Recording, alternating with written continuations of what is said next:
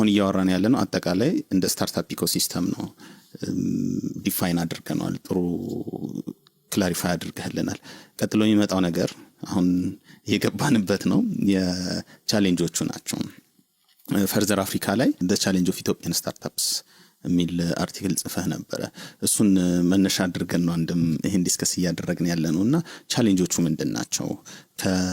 አሁን ካነሳልን መነሳት እንችላለን። ቢዝነስ ላይሰንስ ከማውጣት ጀምሮ ካለው ቻሌንጅ ጀምሮ ምን ቻሌንጆች አሉ? አርቲክሉ ላይ ሊሚትድ ባትሆንም ከዛም በኋላ አርቲክሉም ከወጣ በኋላ ኤክስፒሪየንስ ያረካቸው ስታርታፕ ቢዝነሶች እየገጠማቸው ያለውን ፈተና ብታካፍለን ደስ ይለኛል። ምንድነው ለሁለት ብንከፍለው ጥሩ ነው። መጀመሪያው እንዲሁ የጻፍኩት ያው መጽሐፍ ስለምወድ ሪፍሌክሽን እንዲሆን ነው፣ እዛ ላይ ያየኋቸውን አንድ ነገሮች ለማድረግ ነው እንጂ ከዛ ሰፊ ነው። ከዛም በጣም ሰፊ ነው። አንደኛው ኤክስተርናል ነው።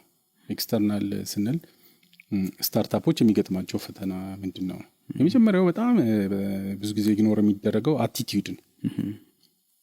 ስለ አሁን ስታርታፕ ምንድነው የሚለውን ሰዎች ካላወቁ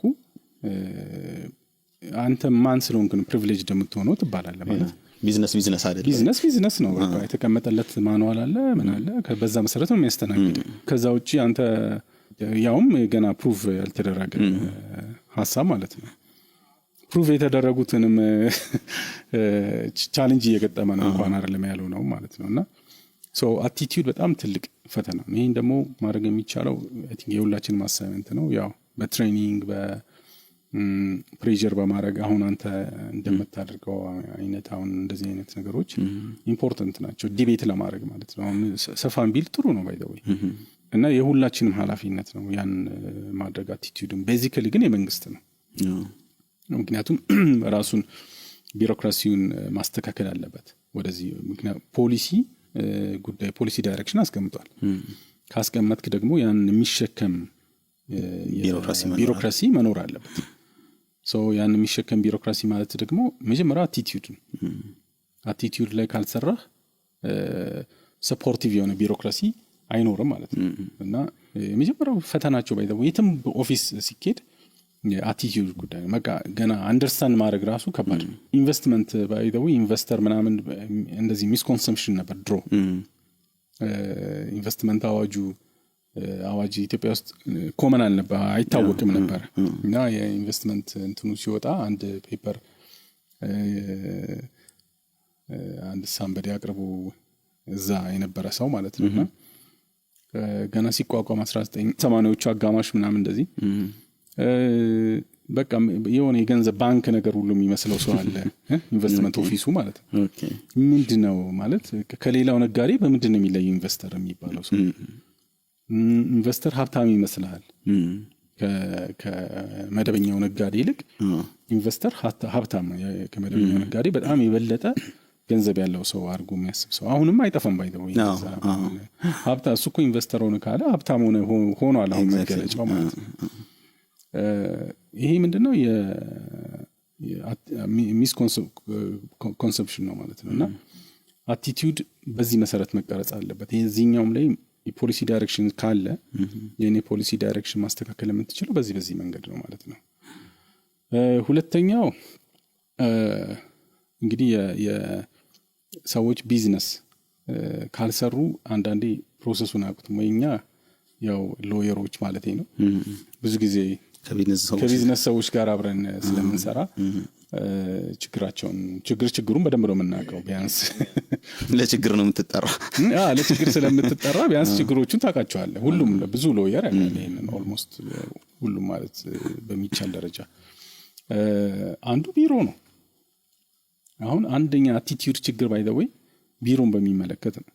አሁን ቢሮ እኔ አንድ ማቀው ሰው የራሱን ፕሮፋይል እንትን ባዮግራፊ መጻፍ ፈልጎ ቤቷ አይመቸውም።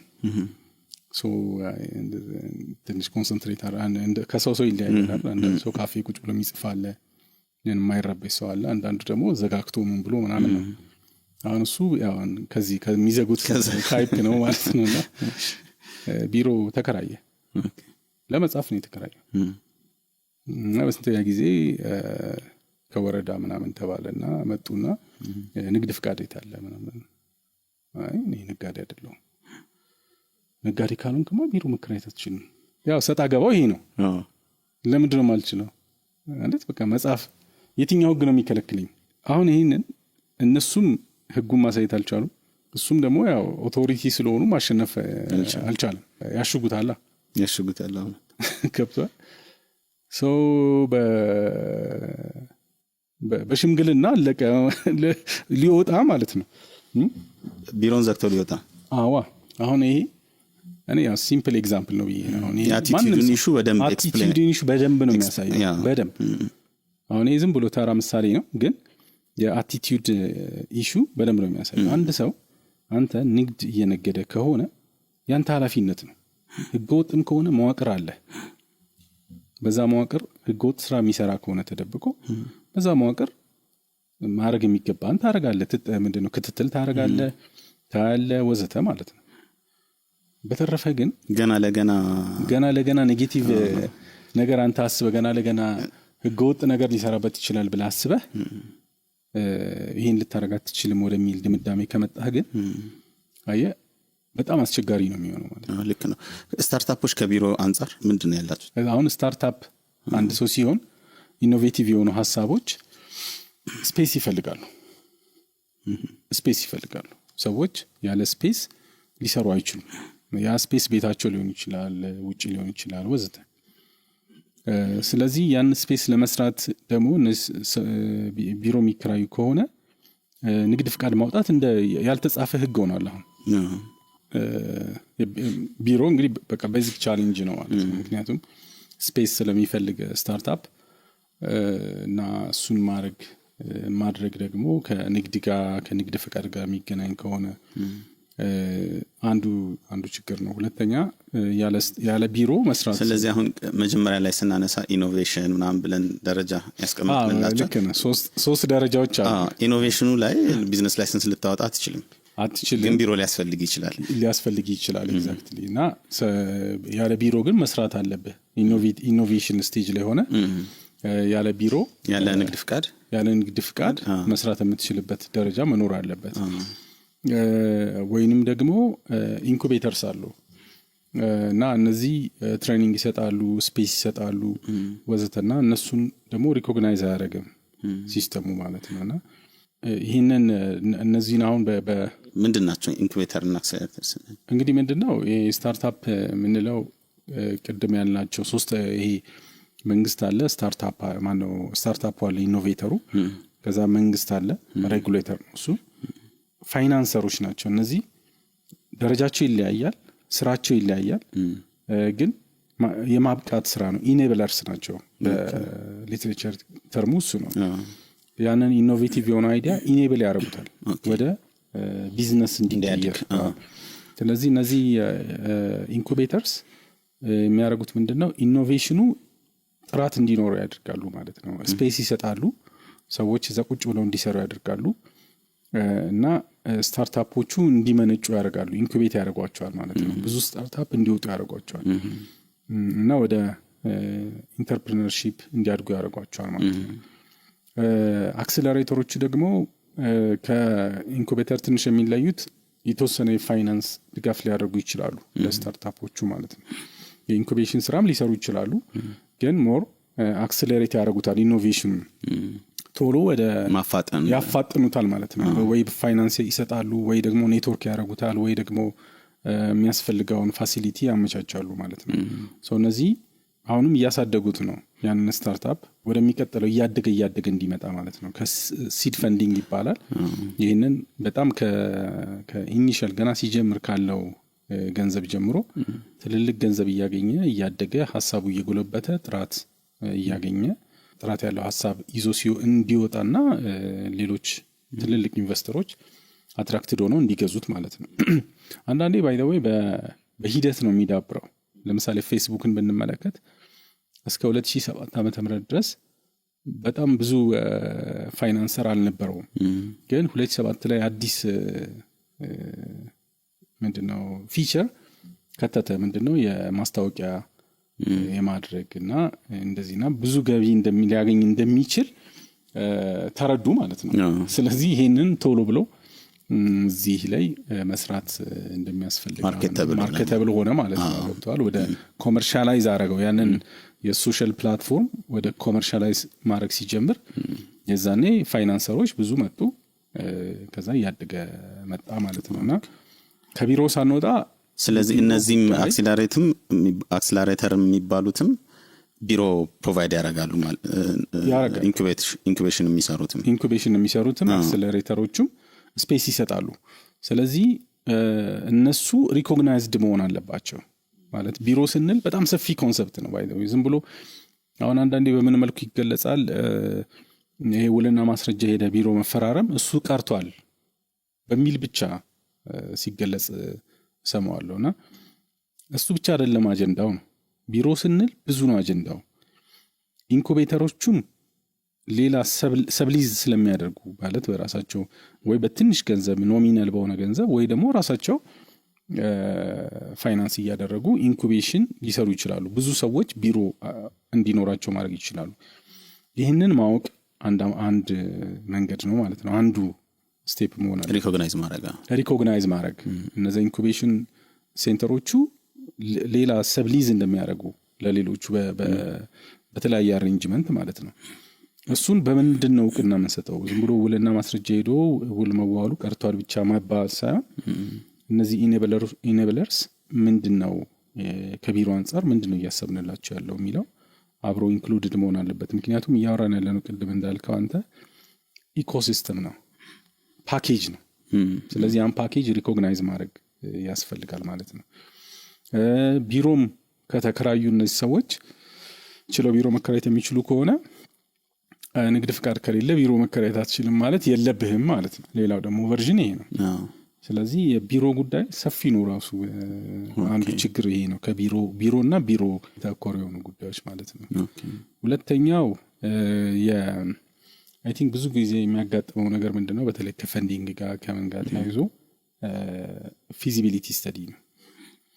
እንግዲህ ፊዚቢሊቲ ስተዲ ያዋጭነት ጥናት በተለይ ባንኮች ፋይናንስ ለማድረግ ያዋጭነት ጥናት ይጠይቃሉ። ይሄን ደግሞ እንዲጠይቁ ባይ ዘ ወይ ተገነሱም እንትን ስላላቸው ነው፣ ዳይሬክቲቭ ስላላቸው ብሔራዊ ባንክ ያስገድዳቸው። እንደዛ ስለሆነ እነሱም ያዋጭነት ጥናት ይጠይቃሉ። ቢዝነስ ሲሆን ማለት ነው። እሱን ማቅረብ ይቻላል ማለት አይደለም፣ ግን ያዋጭነት ጥናቱ ምን ያህሉ ሰው አንደርስታንድ ያደርገዋል። ለምሳሌ ቅድም የጠቀስከው የራይድ ቢዝነስ ያዋጣል። እኔ መኪና ሳይኖረኝ አፕሊኬሽን ተጠቅሜ የሰዎች መኪና ተጠቅሜ ሰዎች መኪናቸውን እነሱም ተጠቅመው እኔም እጠቀማለሁ ህብረተሰቡም ይጠቀማል አይነት ፕላትፎርም ይዘህ ብትመጣ እስኪ ትንሽ ሞካክረውና ምናምን የሚባል ይመስለኛል። ያውን ፋይናንስማ አልተደረጉም እነዚህ አካላት አይደል? በጣም ቻሌንጂንግ ፕሮሰስ ውስጥ ነው ያለፉት እና ሲያወሩም የሰማሁት በሌላ መንገድ ነው ፋይናንሱን ያገኙት እንጂ በመደበኛው ኮንቬንሽናል በሆነው የባንክ ሎን ሲስተም አይደለም። ስለዚህ እንደዛ ከሆነ ፊዚቢሊቲ ስተዲ የምንለው ስታርታፕ ላይ ምንድን ነው ማነውስ ያንን ፊዚብል ነው አይደለም የሚለው ማለት ኢኖቬቲቭ የሆነው ሐሳብ ገና ኤክስፐርቲዝ አለ ወይ የሚዳኘው ሰው ከሌለ ዝም ብሎ ሪኳየርመንት አድርገህ ለምን ታስቀምጠዋለህ?